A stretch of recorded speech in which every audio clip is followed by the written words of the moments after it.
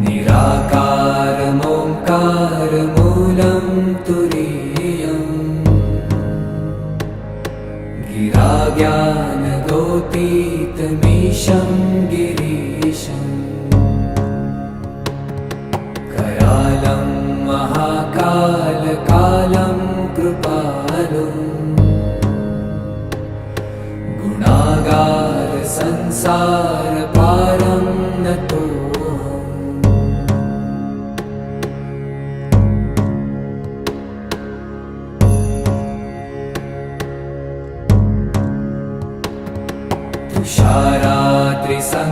तुषाराद्रिसङ्काशगौरं गभीरम् मनोभूतकोटिप्रभाश्रीशरीरम्